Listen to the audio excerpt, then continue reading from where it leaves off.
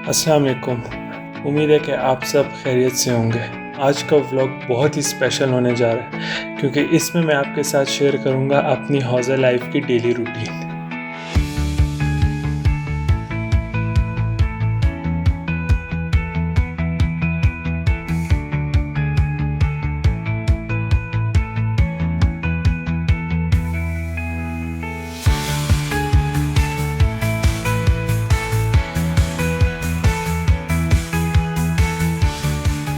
हौज़े में आने के बाद मुझे पता चला कि इंसान की ज़िंदगी में अगर सबसे ज़रूरी चीज़ कुछ है तो वो है उसका टाइम टेबल, वो है उसका बरनामा कि वो अपने पूरे दिन को किस तरह तक़सीम करता है।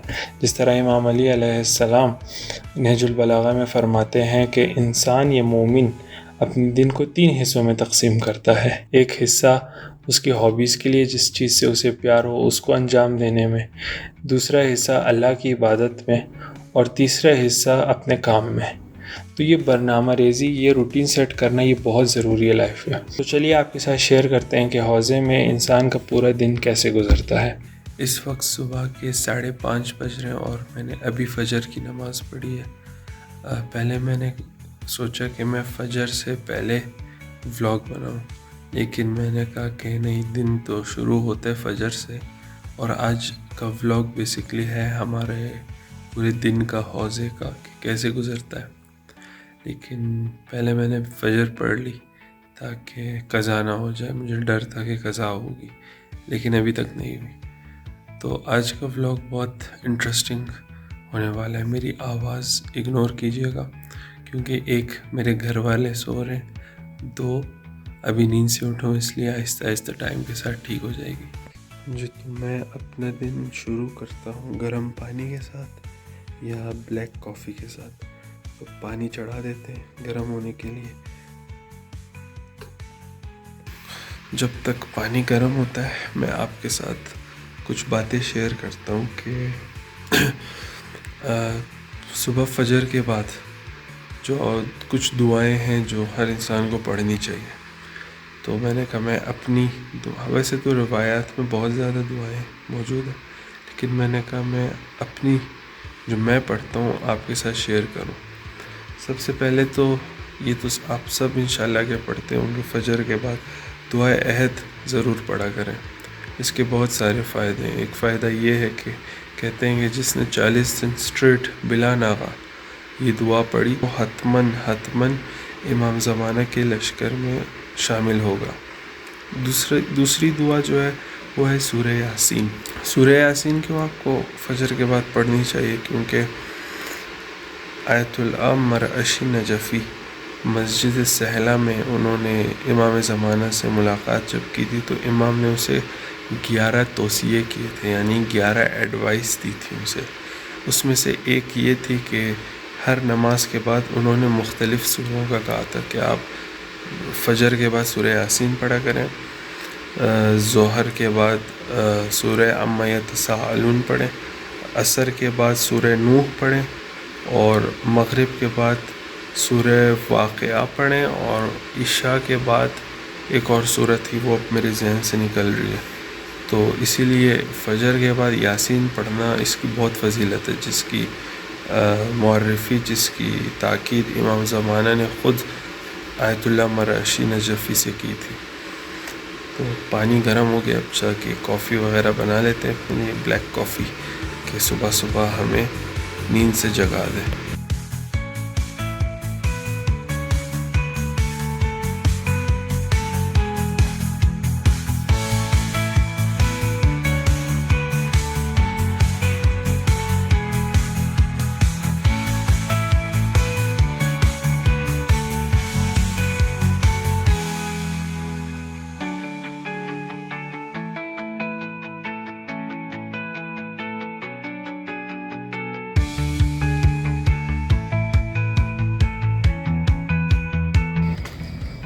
अस्सलाम वालेकुम, सुबह खैर, गुड मॉर्निंग। और नमाज दुआएं शुआएं ख़त्म और अब काफ़ी दिन निकल गया है, सुबह हो गई, अब 6 बज रहे हैं, हुदूदन 5-6-10 बज रहे होंगे और मैं निकल आया हूँ सुबह की वॉक के लिए। जो सुबह का टाइम होता है ना, बिलखसूस जब अभी अभी सुबह होती है, ये मुझे बड़ा बुरा लगता है अगर मैं ये घर पे गुजारूँ सो के। क्योंकि ये जो सुबह का टाइम अल्लाह ताला ने बनाया ना, बहुत ही खूबसूरत टाइम है। चाहे जितनी गर्मी हो, सुबह के टाइम ठंड लगती है इंसान को।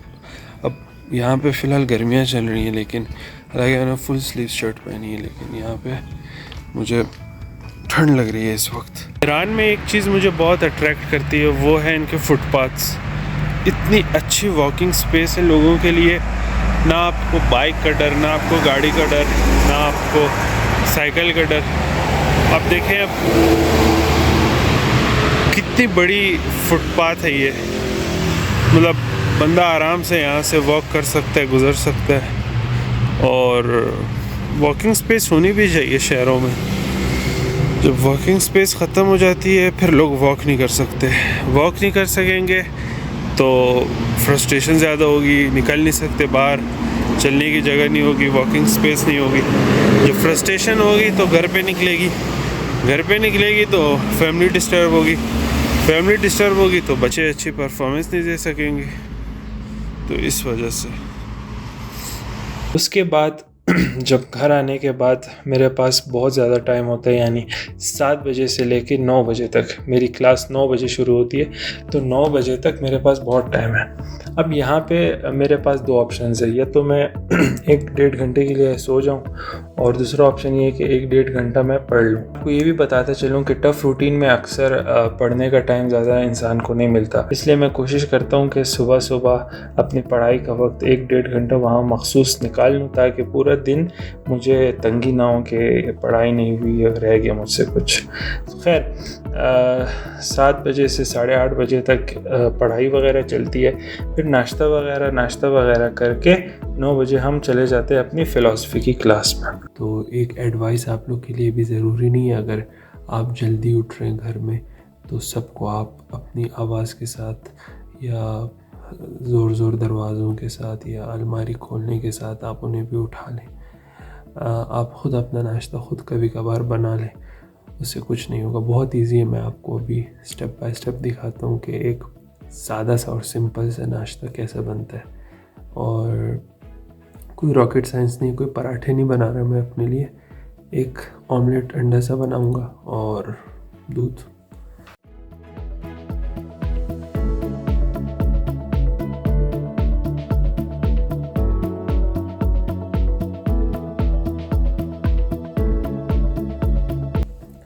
उसके बाद आपको चाहिए 2 अंडे।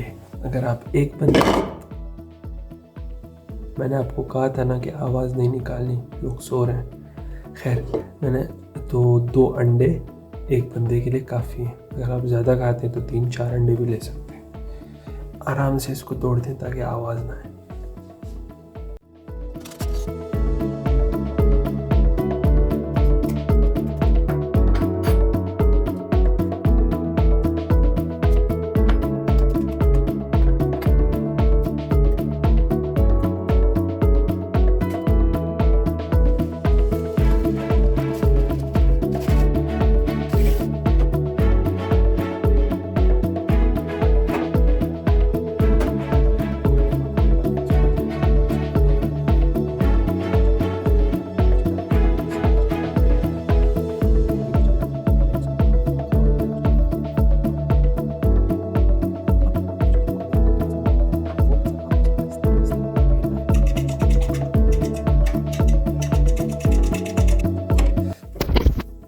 अंडे को फेंट दिया है मैंने, दिखेगा कुछ, ये देखें, इस पर स्टे नहीं करना चाहिए। तो अभी इसको क्या करेंगे, अभी पैन लेंगे, यहाँ पे पैन का है, ये है पतीला चाय के लिए, और ये है पैन अंडे के लिए। पैन भी काफ़ी ख़राब हो गया देखें। अच्छा, तो ये अंडा लेंगे, पैन के पास रखेंगे, और इसमें पहले ऑयल डाल देते हैं थोड़ा सा। कैमरा में यहाँ पे सेट कर देता हूँ।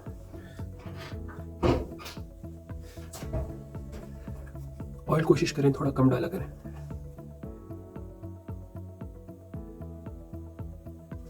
तो अब ऑयल वगैरह भी डाल दिया, देखें थोड़ा सा ऑयल डाल के इसको पूरा फैला दिया मैंने। वैसे ऑयल मुझसे थोड़ा ज़्यादा हो गया, आप लोग कम डाला करें ऑयल।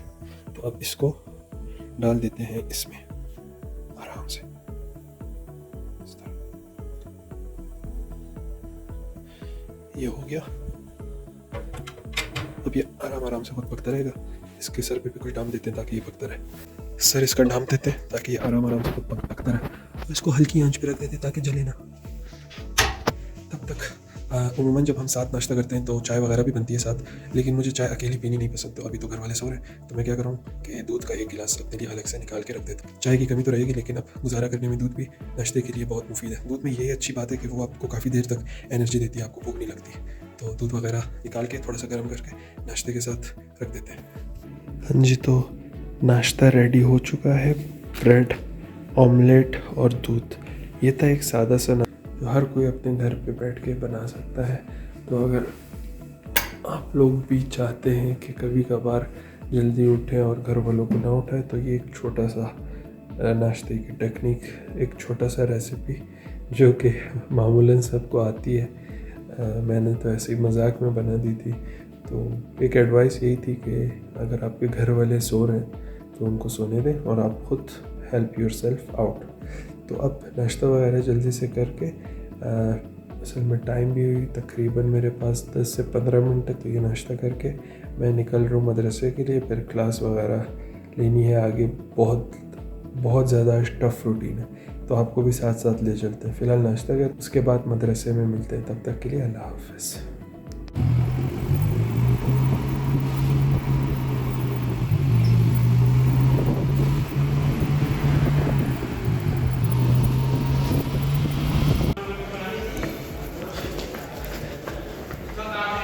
क्लास शुरू हो गई है, मिलते हैं क्लास के बाद।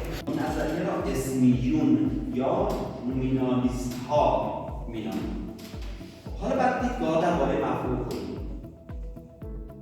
نوشته مهمترین آرا، دو سه خط پایین‌تر، مهمترین آرا پیرامون این مسئله، یعنی همین مفهوم کلی چه این است؟ یک نظریه اسمیون که توضیح آن گذشته که گفتم. अस्सलाम वालेकुम। वालेकुम अस्सलाम। वाजिब भाई सलाम। वीडियो बनाने क्या हाल है? आप ठीक? अल्हम्दुलिल्लाह ठीक ठाक।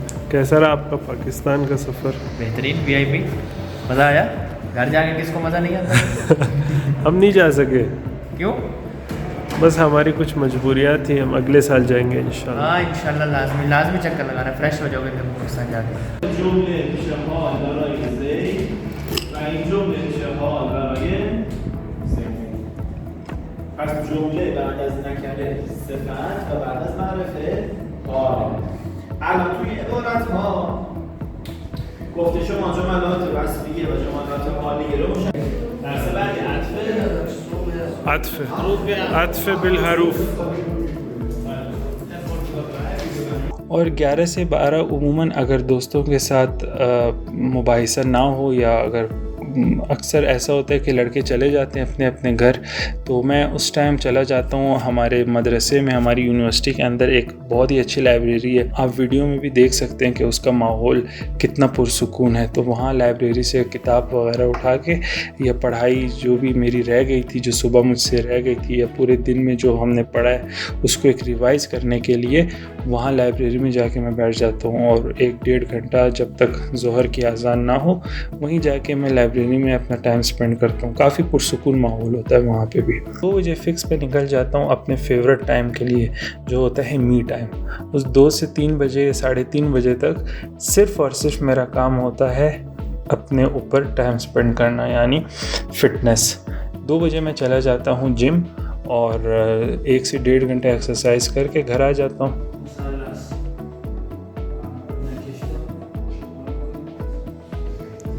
چی بگم احسن همون مثلث خودمونی درسته ما بهش میگیم مثلث درسته شما میگید مثلث 4 बजे वाली क्लास तकरीबन 5 से 5:30 बजे तक चली जाती है। फिर 5:30-6 बजे मैं तकरीबन घर पहुंचता हूं, और 6:30 या 6:45 बजे अज़ान होती है, मगरिब की अज़ान।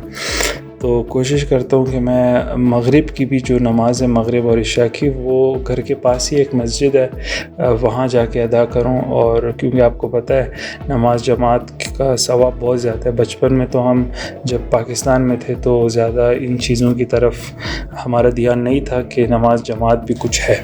तो इस वजह से मैं कोशिश करता हूँ कि अपनी 2 टाइम की नमाज यानी ज़ोहर और असर और मगरिब और इशा की नमाज जमात में अदा करूँ। 8 से 10 का जो टाइम है ये अक्सर मैं कोशिश करता हूँ कि इसमें अगर कोई पूरे दिन की पढ़ाई रह गई हो वो करूँ। अगर पढ़ाई ना हो तो कोशिश करता हूँ कि उस टाइम जो है मैं अपने लिए यानी जो एक्स्ट्रा प्रोजेक्ट्स है, यानी अगर कोई किताब है, कोई बुक है वो रीड करनी है मैंने आउट ऑफ माय कोर्स, वो मैं रीड करूं, या जिस तरह ये व्लॉग वगैरह है, यूट्यूब वगैरह है, इसकी एडिटिंग वगैरह कर लूं या कोई वीडियो शूट कर लूं जिस तरह अभी मैं कर रहा हूं। और अगर ये भी ना हो तो फिर कोशिश करता हूँ मैं उस टाइम रेस्ट ही किया करूं। तो खाना वगैरह हम जल्दी खा लेते हैं, उमूमन 7:30-8 बजे मैं खाना वगैरह रात का खाना खा लेता हूँ। और उसके बाद जो है लाइट्स ऑफ 10 बजे कोशिश करता हूँ कि मैं सो जाऊँ। तो ये थी जी एक तालिब इल्म की, एक तलबे की सुबह से लेकर रात तक की रूटीन। मैंने जानबूझ के आप लोग के साथ ऐसा दिन अपना शेयर किया है जिसमें मैं ज़्यादातर पैक होता हूँ, क्योंकि अक्सर लोग कहते हैं कि मौलवी का कोई काम नहीं होता, वो फ्री होता है सारा दिन। तो काम बहुत होते हैं। इस फील्ड में आके इस फील्ड का हक़ अदा करना बहुत ही सख्त काम है। इसीलिए मैं कोशिश करता हूँ कि अपना पूरा दिन अहले बैत की राह में कोशिश करूँ ज़्यादा से ज़्यादा वक्त जो है उनकी खिदमत के लिए वक्फ़ कर दूँ, क्योंकि यहाँ पे आने का मकसद सिर्फ़ और सिर्फ अहले बैत की नौकरी और लोगों तक उनका पैगाम पहुँचाना है। उम्मीद करता हूँ कि आपको ये वीडियो पसंद आई होगी। अगर आपको पसंद आई तो ज़रूर अपने दोस्तों के साथ भी शेयर कीजिएगा और कमेंट्स में ज़रूर अपना फ़ीडबैक दीजिएगा कि किस तरह की वीडियोज़ आपको पसंद है और क्या ये वीडियो आपको पसंद आई या नहीं। अगली वीडियो तक अपना ख्याल रखिएगा। अल्लाह हाफ़िज़।